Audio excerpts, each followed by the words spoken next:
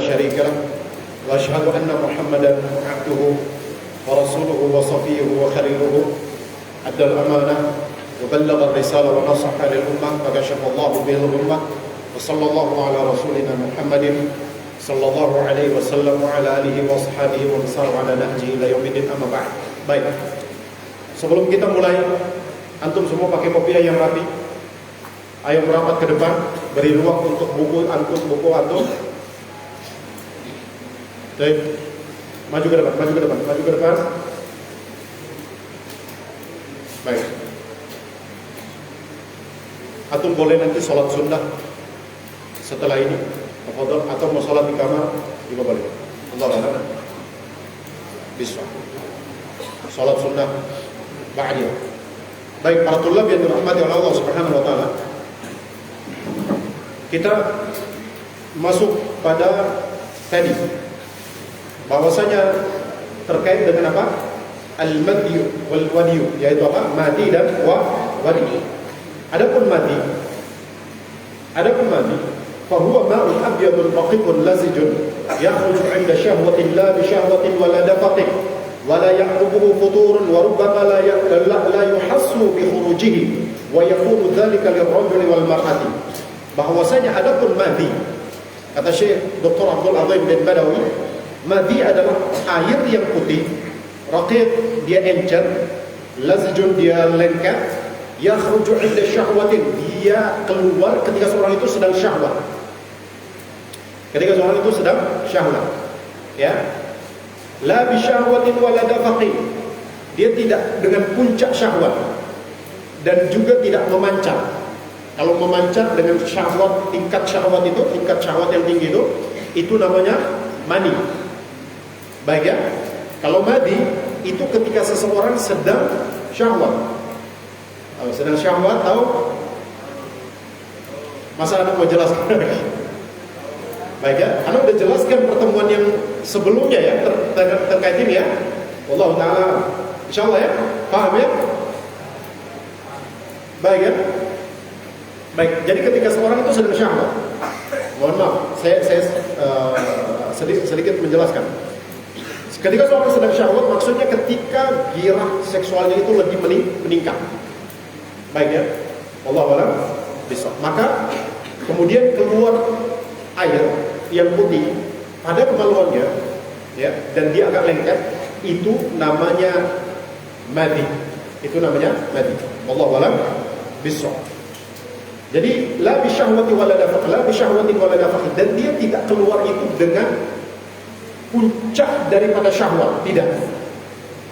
Dan tidak dengan memancar. Kalau memancar dan puncak daripada syahwat itu namanya mani. Baik ya. Wala ya'qubu futur, dan dia tidak menyebabkan seseorang itu lemah.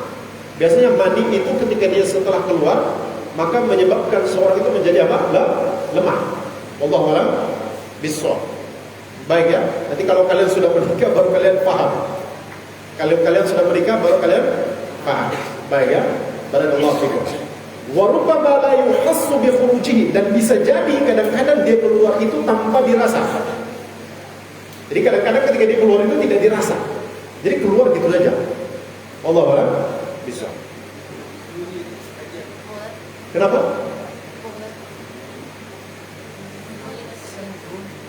Kenapa? Sembunyi ketika kajian. Nanti bawa dia ke kesantrian. Habis ini ya, bawa dia ke kesantrian. Boleh nanti bawa dia ke kesantrian. Ba'da hada. Balik. Duduk dulu. Setelah ini baru antum menghadap ke kesantrian. Baik.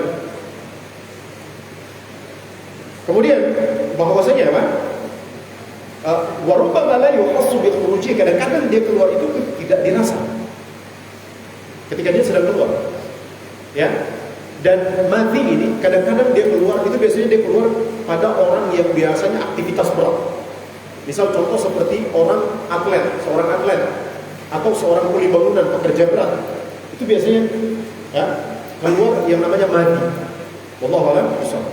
Nah, kadang-kadang di malam hari itu, misal contoh seorang itu aktivitas berat, olahraga berat dan sebagainya, kemudian di malam hari, ketika di malam hari dia tidur, tahu-tahu bangun pagi, mohon maaf, keluar ada pulau-pulau di celananya, ada basah. Ya. Nah, kata para ulama, ini karena dia keluar itu tidak dirasa. Ya. Kalau ketika tidur malam seorang bermimpi lalu terasa puncak daripada syahwat dan memancar, itu namanya mani. Tapi ketika orang ini dia tidur, misalnya tidur malam, tahu-tahu bangun celananya basah, mohon maaf, ya, berpulau-pulau, celananya basah dan baunya seperti mani. Ya, 11-12 dengan mani, ya. Allahu a'lam bishawab. Nah, kata para ulama, nah, ketika seorang itu tidak merasa bahwasanya dia sedang bermimpi atau dia tidak merasa bahwasanya dia sedang apa? Dia sedang bermimpi basah. Misalnya dia tidak merasa dia bermimpi, kalau ada keluar seperti itu, maka itulah mani. Itu bisa disebabkan faktor daripada aktivitas berat, kerja berat ataupun olahraga berat. Ya, Allahu a'lam bishawab. Jadi seperti itu, ya. Allahu a'lam bishawab. Maka kadang-kadang dia keluar itu tidak dirasa. Wa yakunu dzalika lirajuli wal mar'ah, dan hal ini terjadi berlaku pada laki-laki dan para wanita. Jadi wanita juga mengalami yang namanya madi. Ya. Ketika syahwat maupun ketika misal contoh di aktivitas berat, olahraga, ya, atlet dan sebagainya, pekerja berat, bisa jadi keluar seperti itu tanpa dirasa dan madi. Dan ikhwah para tulab yang dirahmati Allah Subhanahu wa taala, kata Syekh, wa huwa najizun, dan dia najis.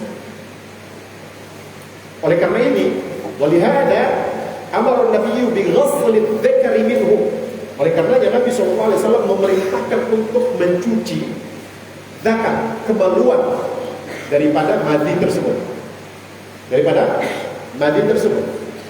Ya, sebagaimana dari Ali bin Abi Thalib, dia mengatakan, kuntu rajulun badda', aku ini seorang laki-laki yang sering keluar madi. Ya. Maksudnya sering keluar madi di sini. Jadi kadang-kadang juga orang yang sering keluar madi itu orang yang punya gairah, gairah seksualnya itu tinggi.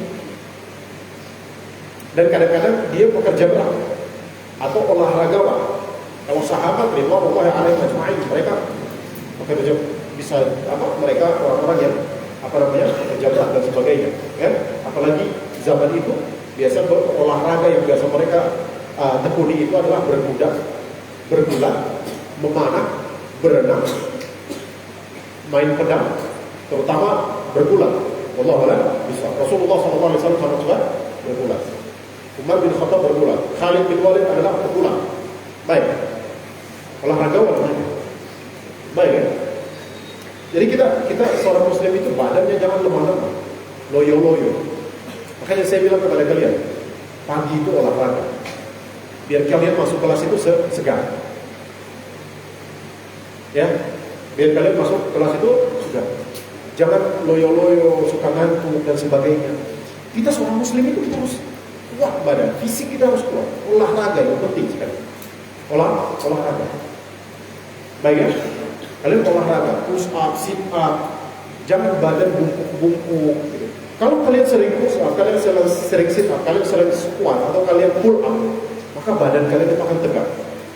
Saya dulu berat badan itu sekitar 76 kilo, 77, hampir mau 78, ya. Mohon maaf, agak bungkuk dikit, perut buncit dan sebagainya. Bismillah ta'ala, Allah uji dengan sakit, saya jadikan itu sebagai teguran dan pembelajaran untuk saya. Kemudian saya rutin berolahraga, lari, main dumbbell, ya, pull up, push up, squat jump, push up, gitu ya. Allah alam bisa. Ataupun yang lainnya daripada Allah. Maka sahabat ridwanullahi alaihim ajma'in, mereka ini orang-orang yang fisiknya begitu kuat, secara iman kuat, mental kuat, fisik pun kuat. Mereka merealisasikan firman Allah, wa'iddu lahum mastata'tum min quwwah. Persiapkan untuk mereka, siapa orang-orang kufar, daripada kekuatan yang kalian miliki, yang kalian mampu daripada kekuatan yang kalian miliki. Kita kuatkan fisik kita. Jangan muslim itu loyo-loyo, kan? Ya, coba kelihatan kalau kita orang ini gagah dan sebagainya. Rasulullah SAW kalau berjalan itu seperti orang yang turun dari atas bukit. Kalau orang yang turun dari atas bukit itu badannya tegap ya, badannya tegap, jalannya kayak orang turun dari bergoyang ya, seperti itu. Jangan jalan. Subhanallah. Baik ya, para tulab yang dirahmati Allah Subhanahu wa taala. Maka lihat Ali bin Abi Thalib radhiyallahu anhu dia mengatakan kuntu rajulun maddah. Aku ini seorang laki-laki yang sering keluar mandi. Maka beliau mengatakan wa kuntu astahi an as'al an-nabiy sallallahu alaihi wasallam limakan ibnatihi. Disebabkan karena aku malu bertanya kepada Rasul. Aku malu bertanya kepada Rasulullah sallallahu alaihi wasallam disebabkan anak daripada Rasulullah, Fatimah binti Rasulullah adalah istri.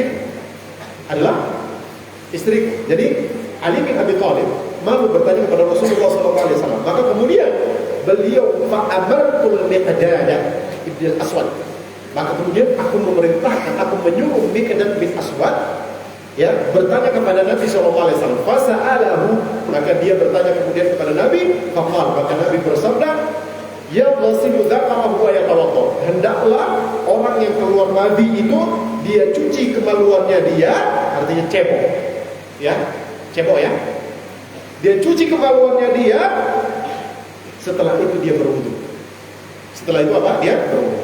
Maka dalil ini menunjukkan bahwasanya mandi itu dia najis. Mandi itu dia najis. Wallahu a'lam bishawab. Bagaimana kalau mandi itu terkena?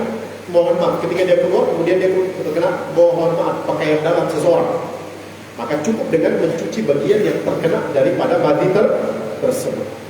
Baiknya sebagaimana yang diajarkan oleh Ibnu Abbas radhiyallahu taala anhu. Baik, para tulab yang dirahmati oleh Allah Subhanahu wa taala, pakai kopiah yang benar, duduk yang benar. Salah satu bentuk keberkahan. Salah satu bentuk keberkahan dalam menuntut ilmu, di antara sebab keberkahan dalam kita menuntut ilmu adalah menjaga adab. Baik ya? Perhatikan masalah adab. Hanya saya selalu mengingatkan kalian, ketika kita misal contoh seperti menuntut ilmu, maka pakai pakaian, saya mengingatkan pakai kopiah yang rapi, ya kan? Pakai pakaian yang rapi. Kalau ada surban, pakai surban. Menuntut ilmu seperti itu. Ketika kita memuliakan ilmu, maka ilmu itu akan datang kepada kita. Ya, ketika kita memuliakan sesuatu daripada ilmu, maka ilmu itu akan datang kepada kita, datang keberkahan untuk kita. Ya, seperti itu. Baik ya. Baik, para tulab yang dirahmati Allah Subhanahu wa taala, pakai kopiah.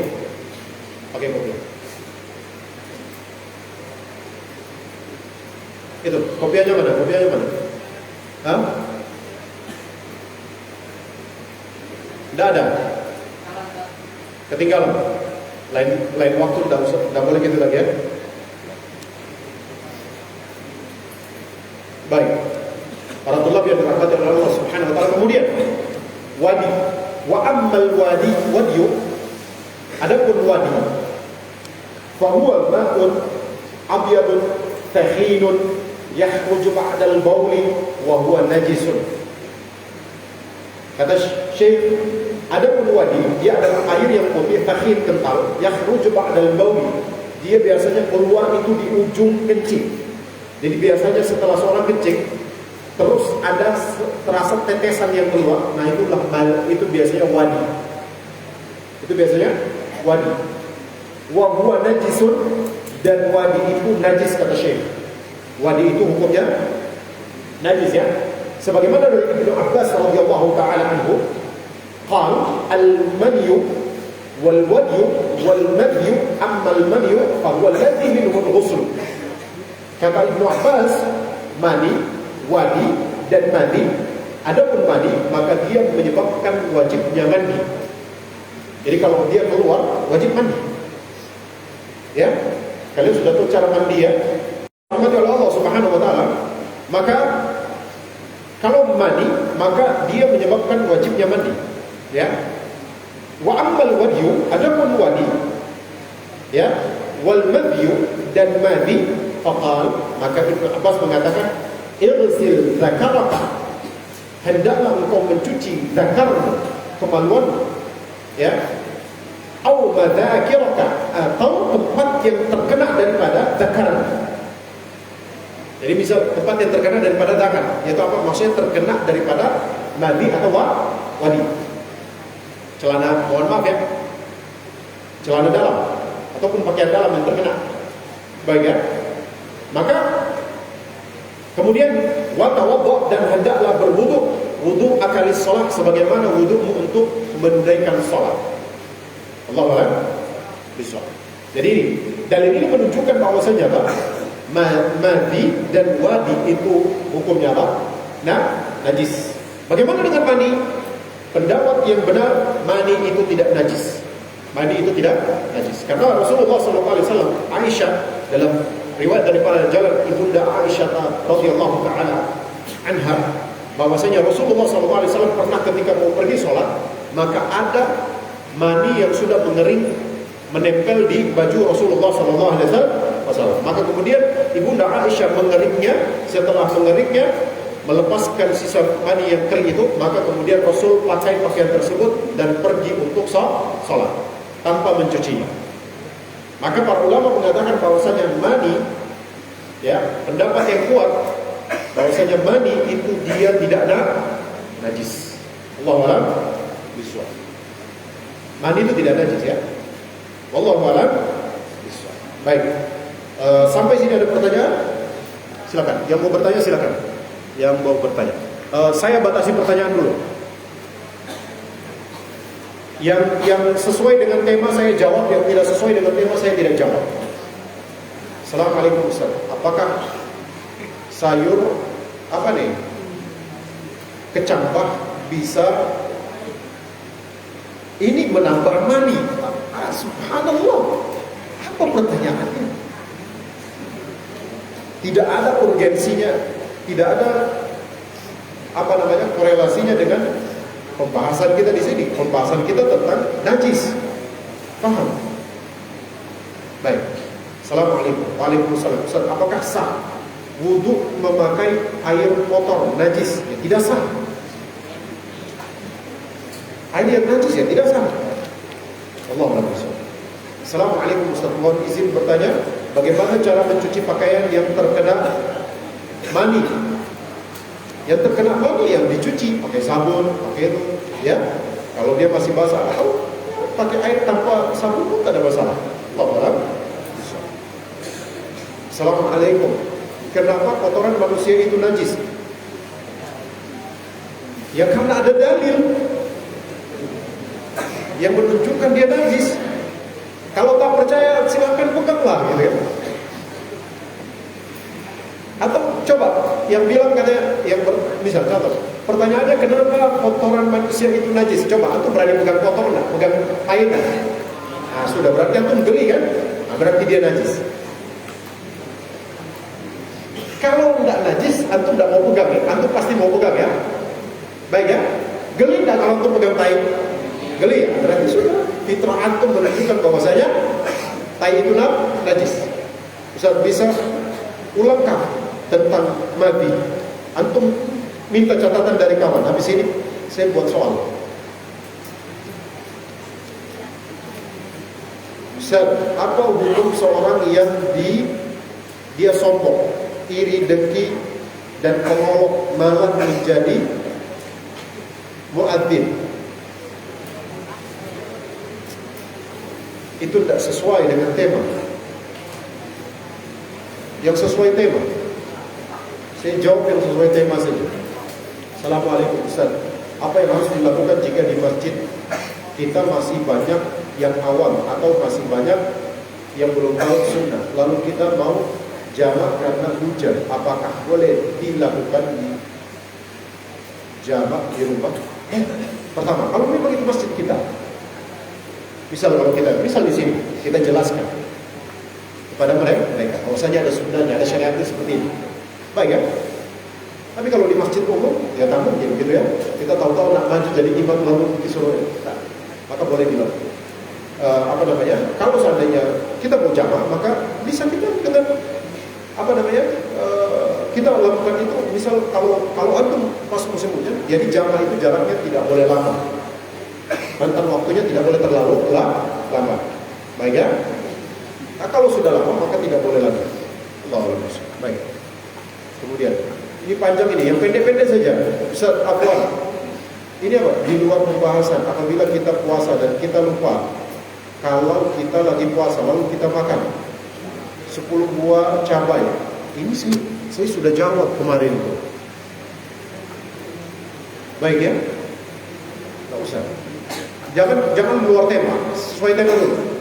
Assalamualaikum, Ustaz bertanya, apakah air mati dan wadi dapat membatalkan puasa? Tidak membatalkan puasa. Allahu a'lam bishawab. Apakah boleh menunaikan salat wajib akan tetapi kita dalam junub? Ya, junub ya, tidak boleh. Mandi dulu baru sholat. Apa hukum mandi Ustaz? Sudah saya jawab tadi dalam pembahasan. Apa dalil memegang anjing itu najis? Ya dalil yang tadi saya sebutkan.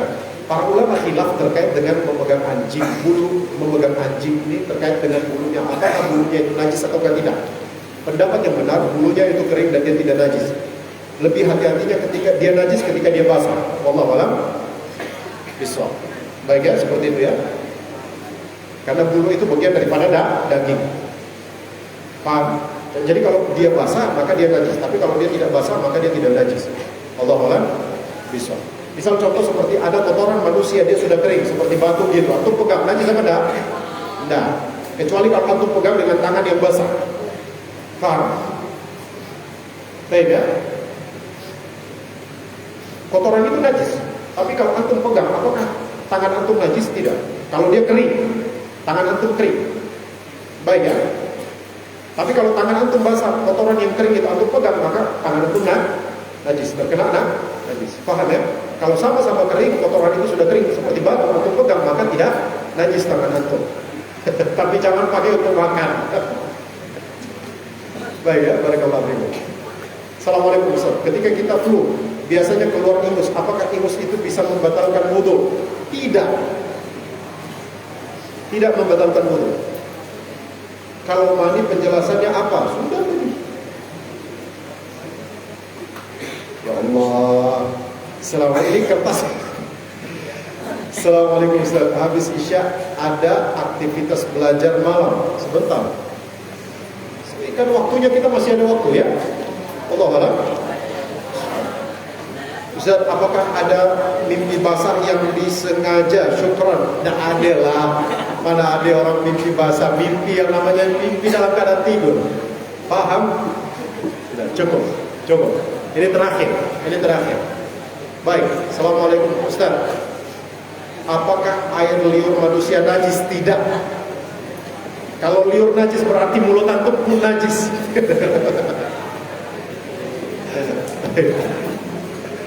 Baik. Kita antum tulis soal.